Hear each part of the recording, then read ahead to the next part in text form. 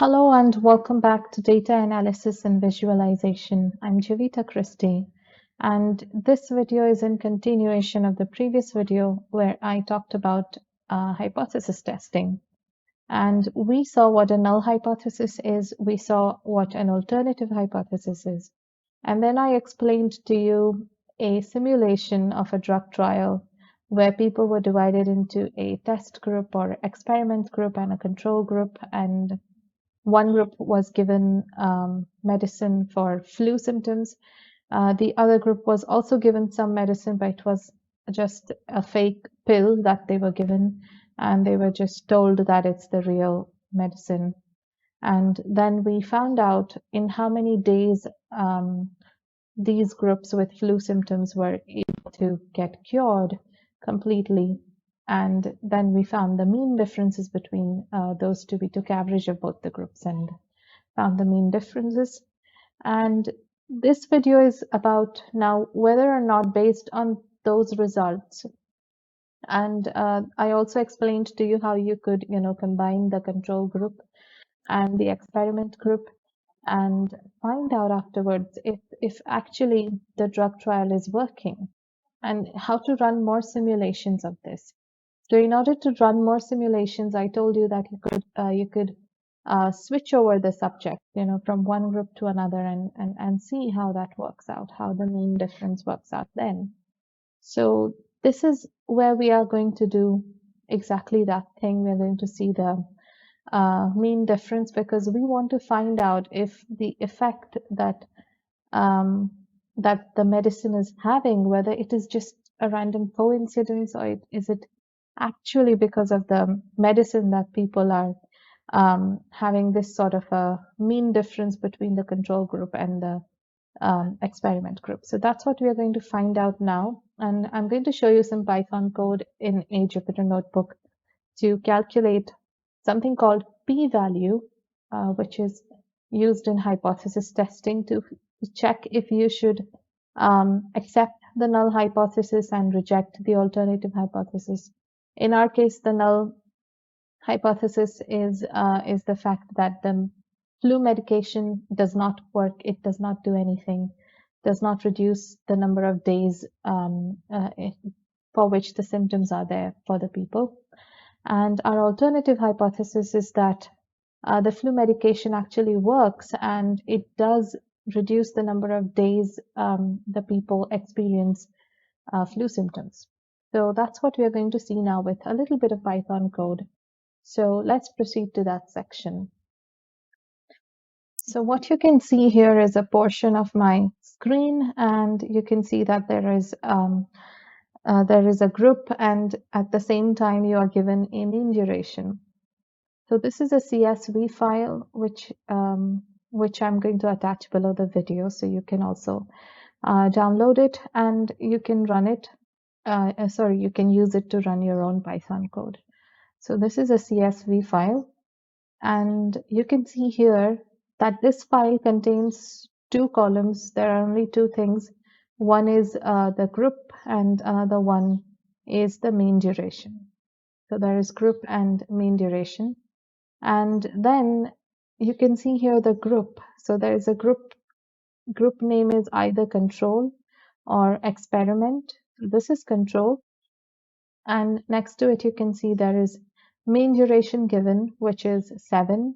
So that means this particular person belonged to the control group, and the mean duration for that is 7, which means that that person experienced flu symptoms for 7 days.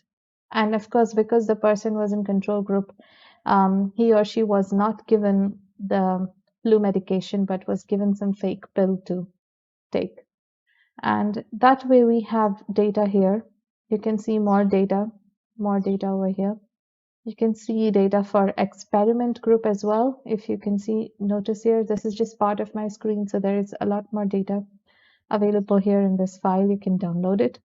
And this is for the experiment group. So this is a file, and now we are going to run some simulations on it in Python. So this is the Jupyter notebook that I'm running on Google Colab. And you could do the same. It's as simple as just downloading a Jupyter notebook or just going to Google Colab like you would go to Google Drive, and you can run all this code over there. You don't even need to install anything in your computer. You just need a stable internet connection, and all these things will just work out. So I've already written the code here, and I'm not going to write the code. I'm just going to explain the code to you and probably run the code for you. So the first thing we are doing is creating a sample distribution from our control and experimental groups. And I already showed you the CSV file that we are using. So there are 4 libraries that we are going to use. One is the pandas and NumPy, which are used for processing arrays. And I would be in future doing videos on pandas and NumPy, how to use those libraries. But right now for this entire course, I am assuming that you're aware of pandas and NumPy libraries of Python. And this is another library called Seaborn that we're going to be using. And we're going to be using a matplotlib to create a plot. So this is my file, which I'm using, CSV file on GitHub. So I have just attached the link over here, and the link is available down below in the description section of this video. So then we are simply doing pd.read CSV function because we want to create an array that contains the data from this CSV file, which is stored into our df. And then when we do df.head, we can see a couple of things which are present currently in our file. We can see that these are the groups and these are the mean durations. You can see the first 5. And let me run this code for you. So when you want to run the code, you just type the code and press play or run cell, which button which you can see here. And if you do that, it might take a little while depending on your connection, your internet, and based on that, you'll see how exactly it is running. So let's just give it a minute, and yeah, so that's it. It is running successfully and giving me this output, which was already there before also. And now the next code we have here is this code that shows me that the control and the experiment group are available here, and I'm just creating an array of control and experiment, and this can be run. So you can see that that is working as well. Now I want to show the mean values of each. So I want to show the mean of control group. Already the number of days are given for each person going through this trial. But now I want to show the whole average of everybody in the control group and average of everybody in the experiment group. So to do that, this is the code that you need to write. First, you are doing this code when you do dot mean and your writing group is equal to control. That means only those values where the group is control are going to be taken. And from there, the mean will be calculated.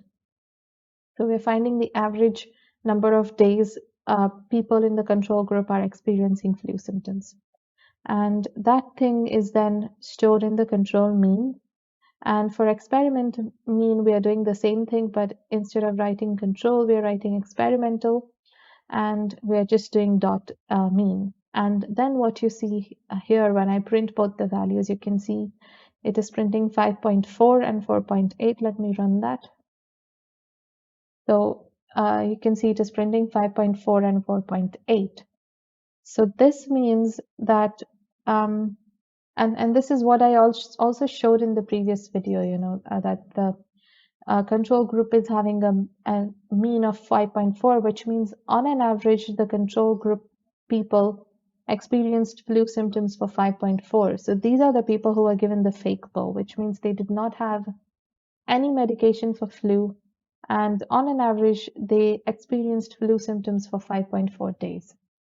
Now, the experimental group experienced flu symptoms for 4.8 days. This was the group that was actually given the medicine, the flu medication. And you can see that there is a difference between this average. There is a control group is 5.4, experimental is 4.8, so the difference between them is about 0.6. And this difference is there. It is there, which means you know that there is something about the medication. Now we need to find out if this difference over here is random, or random in the sense, it could be there, it could be just a random coincidence that there is this difference between control and experimental mean. But we need to find out if it is random or not. So for that, we are going to do the things mentioned here. So I'm going to run 10,000 permutations, and I'm going to randomly shift people from control group to experimental and experimental to control, just to verify whether this 4.8, which is a reduced number of average days, is because of the medication or it's just random. So to do that, of course, I cannot run the experiment again because it doesn't make sense to get people with flu once again and provide them with medications. You cannot run the experiment again, but you can, however, run a simulation. So you can see we are running 10,000 permutations. So what we're going to do is, you can see the mean difference. Mean difference is control mean minus experiment mean, which will come out to be 0.6 or so, which we calculated earlier, control mean and experiment. Okay, and then we have, initially it is 0.6. Then we have data points. So we are getting all the data points from DF. We are getting the mean duration, because this was the file. Let me show you the file again. This was the file. It shows you that this person is in control group. This is the number of days for which this person experienced flu symptoms. So what we are trying to do by this line of code here is get all those data points, get all those values in that second column containing the mean duration. And those are the data points that we're going to work with. And we are creating a list of mean differences, which you can see it's an empty list right now, but later on we'll fill it. And then we have number of iterations. So we are running 10,000 iterations for this. So we are running 10,000 iterations, which means we are going to randomly shift people 10,000 times. And for each time, we are going to calculate the difference between control mean and experiment mean. So this is the loop that's going to run 10,000 times. You can see for I in range number of iterations. So it's going to run from 0 to 9,999. And that's why we are passing number of iterations. We are creating within the loop two empty lists, group 1 and group 2. And now from this is another for loop inside this loop, which is for data point in data points. And here data points are all those data points that we took out here.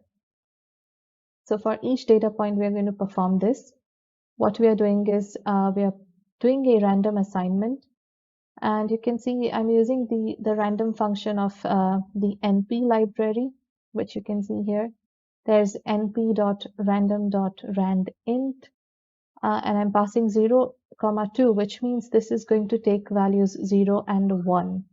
0 would mean false, 1 would mean true. So if this function randomly, I'm passing two integers 0 and 1, and it would randomly return to me either 0 or 1. So if it returns 0, that means it's false. And if it returns 1, then it's true. So it's going to return either one of those things. And here I'm checking, did the random assignment return to me 0 or did it return to me 1? If it returned 1, then I will append the data point to group 1. Group 1 is this list right here we created. So we are going to append this data point to group 1. And if this was, however, false, the random assignment is 0, then we will assign the data point to group 2. So it is a random assignment. We are dividing all the data points into random values and putting them here. And now we are going to calculate the mean difference between group 1 and group 2. So we can do that by doing np.mean, which is a function for numpy, and we can apply that function here for group 2 as well as group 1. So we are just subtracting from group 2, we are subtracting group 1, finding the mean, and whatever is the difference, we are appending it to the mean differences list which we have right here. So you can see we are appending it. And then what we are doing is printing, we're printing the average of those mean differences that we have. And we are also creating a plot using the Seaborn library. We are creating this distance plot of all the mean differences. We are creating a histogram plot, and this is the plot that's created. But let me, however, run this code just to show you that it's working. You could also, if you want to run the code, you could pause the video at this point, take a screenshot or whatever you like, pause and try to type this code out on your own Jupyter notebook and try to run it. Of course, you would require all the libraries, and I'm sure that at this point, if you are doing this data analysis and visualization course, you would be knowing how to install Python libraries and how to use them. So I'm just going to hit run, and we shall wait for this code to run. There are 10,000 iterations.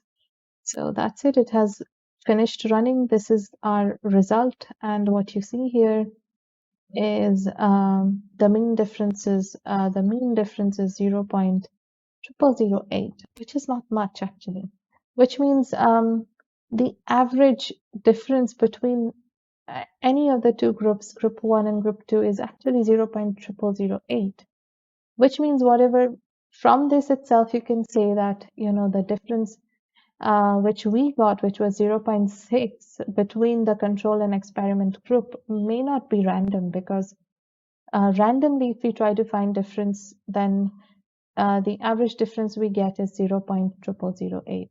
And this is the histogram for the same. You can see the histogram right here.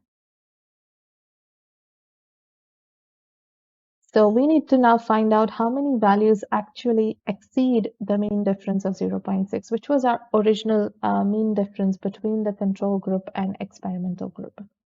So how many of those values exceed? So to do that, we have this data frame here of mean differences which we created. And then we want to calculate how many of these mean differences are greater than or equal to 0.6. And you can see from the graph already that 0.6 would fall somewhere here. And the values which are more than 0.6 are not many, because this is a normal distribution graph, and I've explained what a normal distribution is. So those values do not really fall in this position. They are much further away. So we need to calculate how many exceed this 0.6, and the answer to that is 381. I can run this and show it to you. Okay, this time it is 372. Now the thing is that every time it's going to be different. The reason for that, the last time I ran it, it was 381. Now it is 372. The reason for this difference is because whenever we are running our 10,000 iterations, we are randomly switching those groups. So randomly these values might differ. So right now it is 372. If you run this code, you might get a different value. However, when I'm going to explain this to you, I'm going to stick to 381. It's somewhere close to 380, 370, so we can stick to that. So this is 372 now, right now. Now we're going to calculate p-value, but I'm going to take you through this code a little bit later on. For now, I'm going to go back to the explanation part and explain to you what exactly the p-value is, and then we will come back here to this Jupyter notebook and calculate the p-value. So these are the simulations that we are running, and you can see this was the normal distribution graph that we created, and 0.6 was the actual difference between the control and experimental group right here. So this plot shows the normal distribution of our sample distribution of mean differences. And remember that our original mean difference between the control and experiment group was 0.6.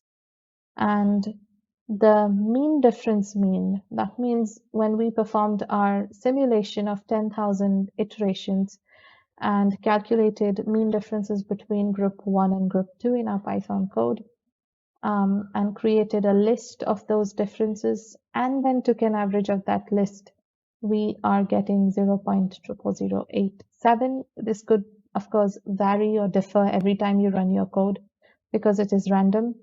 However, the point here is not the exact value. The point to note here is that this value is very small. It's so small. So when you are randomizing things, the value is quite small. But when you haven't, if you just compare 0.6 with this really small value, you can see that 0.6 is really much larger. So from this, we get some satisfaction that yes, this difference is not just a random coincidence because we tried to randomize the process and check it. Now, what does mean difference actually mean? What does this mean for us? What does this data tell us?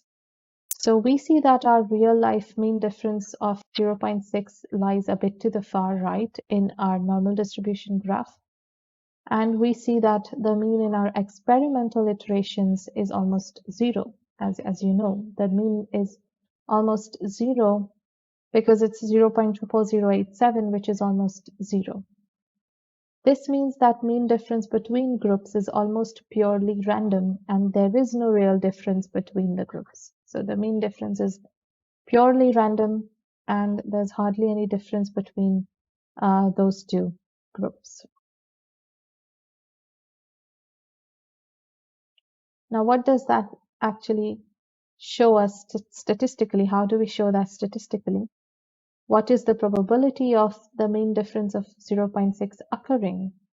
Right, whether that 0.6 mean difference is a random coincidence or is it statistically meaningful. So that's what we need to check.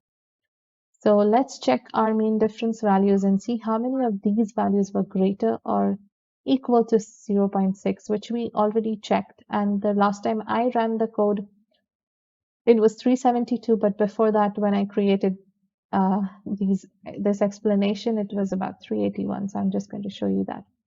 So that's where we calculate the p-value. And we're going to go back to the code and calculate the p-value. But let me just explain first what p-value is. So the probability of exceeding our original mean difference, 0.6, is known as our p-value. What is the probability that we would get a mean difference greater than 0.6? If our p-value is less than a predefined threshold, then we can reject the null hypothesis.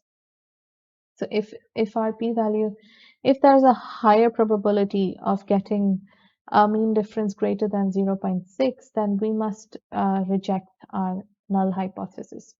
So when we calculate p-value, we will also decide a threshold value, which we do not want our p-value to exceed. So this means that the difference in means between control and experimental groups was actually statistically significant if the p-value is less than the threshold value which we have decided.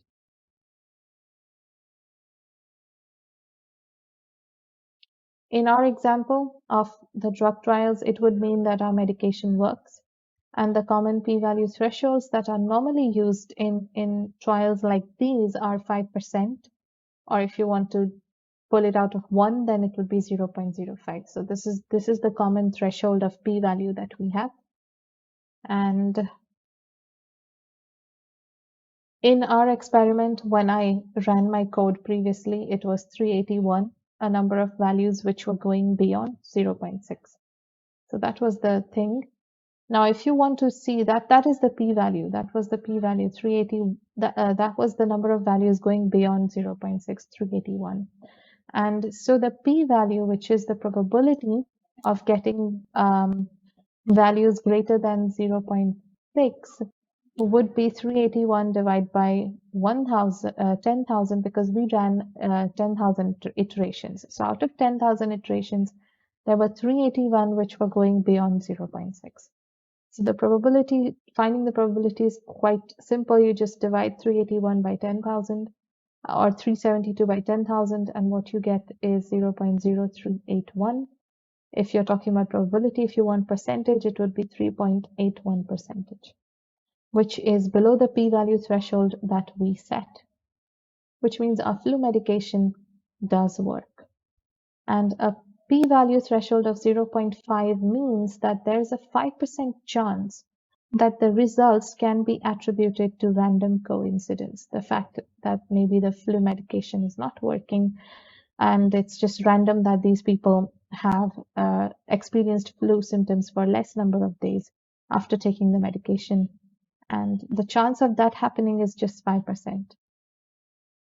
And this means, because our chance of that happening is 3.81%, which is less than 5, it means our difference in means 5.4 and 4.8 was actually statistically significant.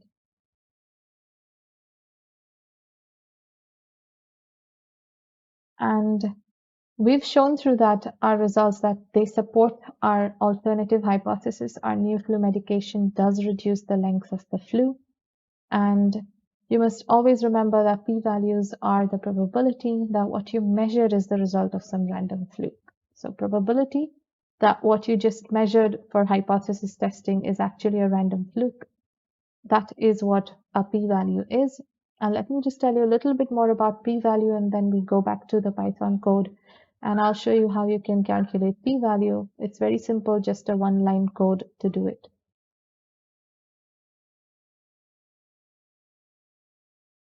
So saying our p-value is 3.81% means our results have a 3.81% chance of being attributed to a random coincidence.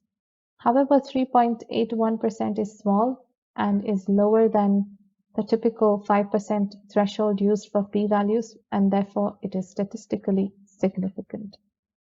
So now I'm going to go back to the code and show you very quickly how you can calculate p-value on your own. So let's move back there. So the last time we ran the code, we got this 372 value as number of values which are exceeding 0.6. And now we're going to calculate the p-value. So I'm just going to run this code and show you. P-value is simply calculated by this way. We have the mean difference, which we calculated 372, divide that by the number of iterations, 10,000, and we get 0.0372. So this value might differ if you are running this code on your own, because we did 10,000 random iterations. But the point is that no matter how many random iterations you do, you are not going to get a value that is really high. You won't be ending up with 0.6 somewhere in the middle. So that's what we want to talk about here in this video of p-value.